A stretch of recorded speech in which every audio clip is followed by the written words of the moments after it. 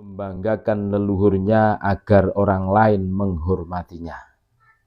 Kita tentunya merasakan bagaimana mereka itu masif sekali mengatakan ane cucu Nabi, ane dzurriyyah Nabi, kan gitu. Agar apa? Agar dihormati.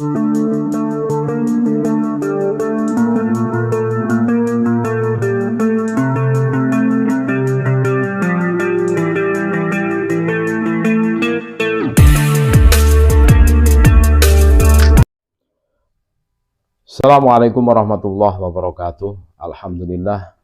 Salatu wassalamu ala Rasulillah Muhammad ibn Abdillah alladzi la nabiyya ba'dah. Allahumma shalli wa sallim ala sayyidina Muhammad wa ala ali sayyidina Muhammad, amma ba'd. Saudara-saudaraku sebangsa setanah air yang kami cintai, yang kami banggakan, dimanapun Anda berada, berjumpa kembali dengan kami channel Bejo Donya Akhirat. Sak bejo-bejane wong kang lali isih luwih bejo wong kang eling lan waspada. Tetap NKRI harga mati. Komunisme dan Pahlawi, potret buram yang dibingkai agama. Ini tulisan dari KRT Fakih Wirahadiningrat.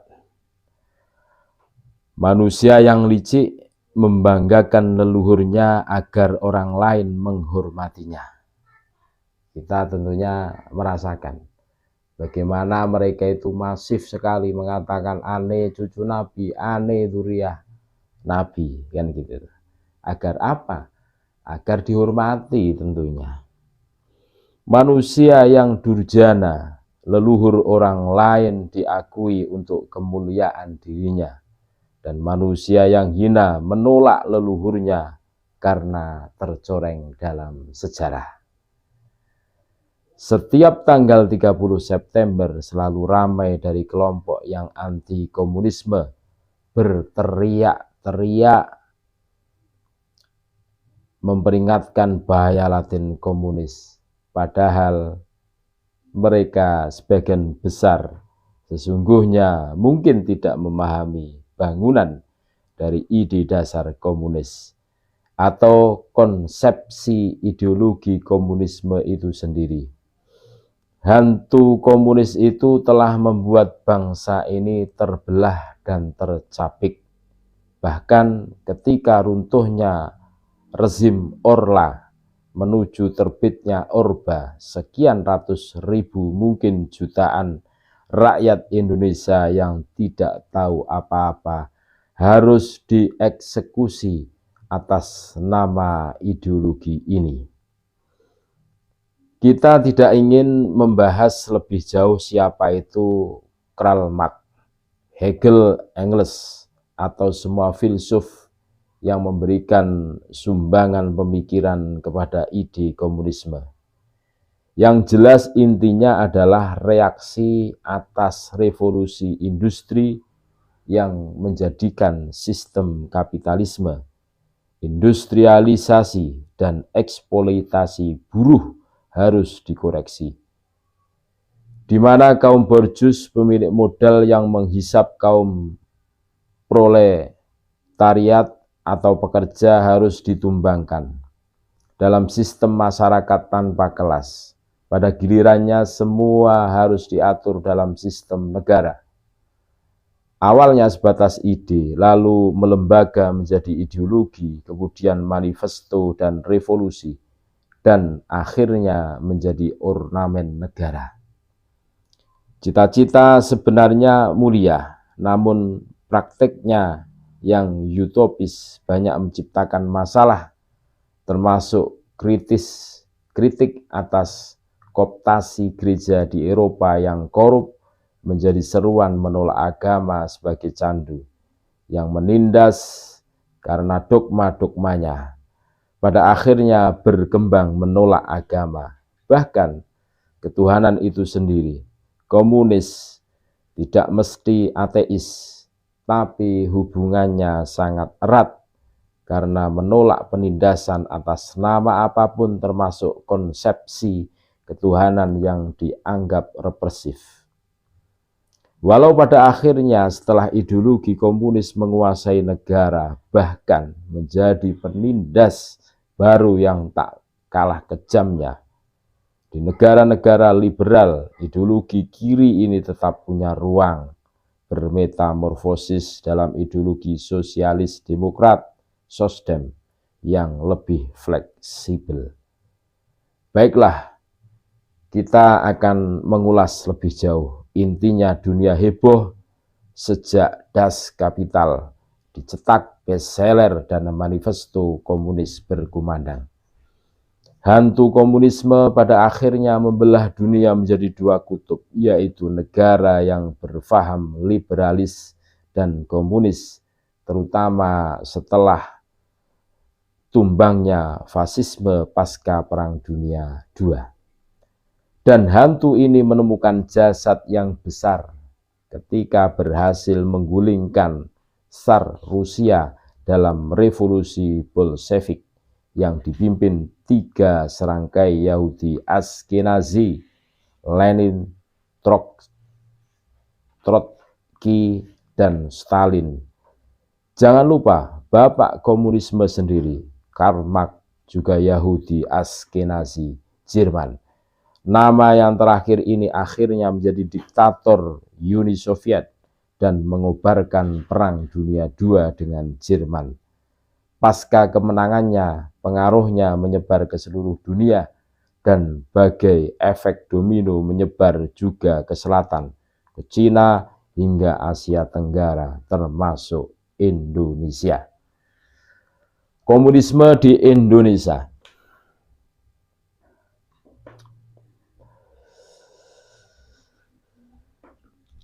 Home Pustaka Manuskrip Komunisme dan Pahlawi, potret buram yang dibingkai agama.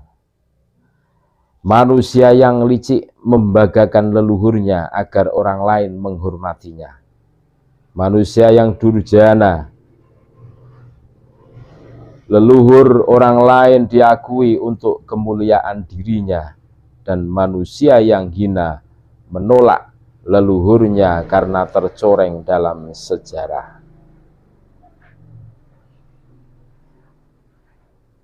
Tuh.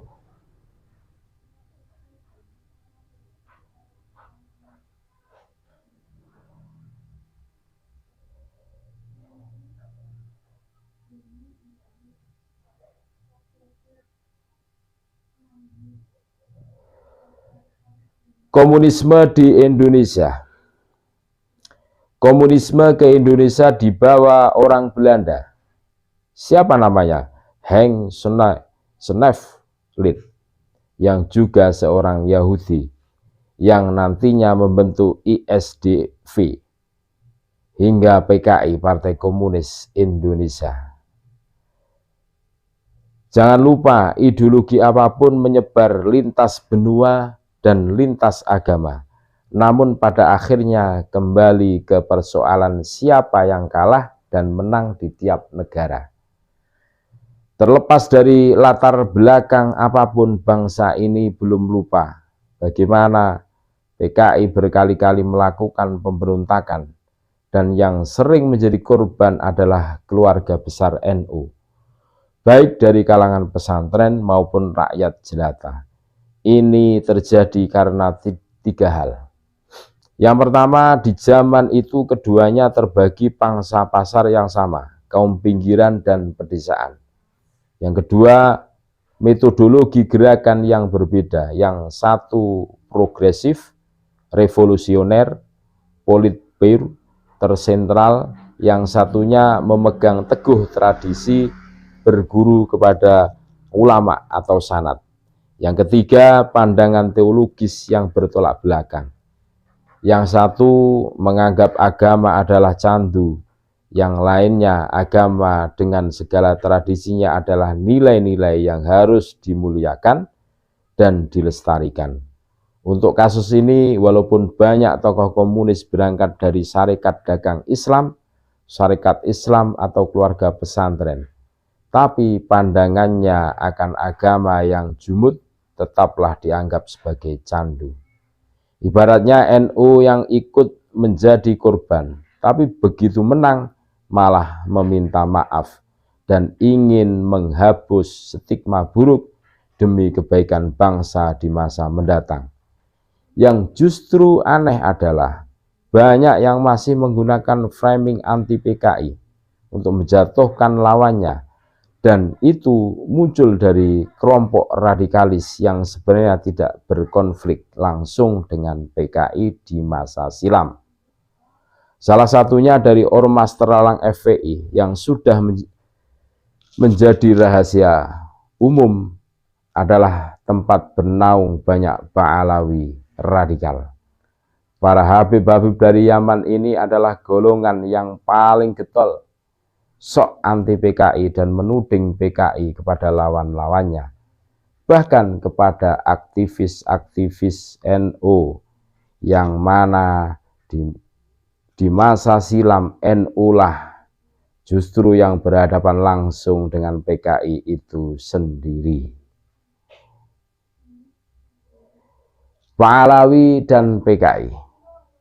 Padahal apabila dirunut dengan jujur, ketua PKI yang terakhir pucuk pimpinannya adalah dari marga Ba'alawi, yaitu DN Aidit.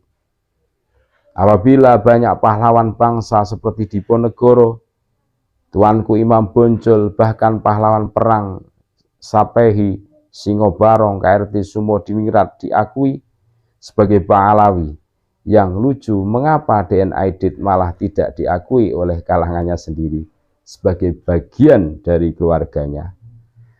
Namun pertanyaannya, adakah marga Aidit dari Nusantara?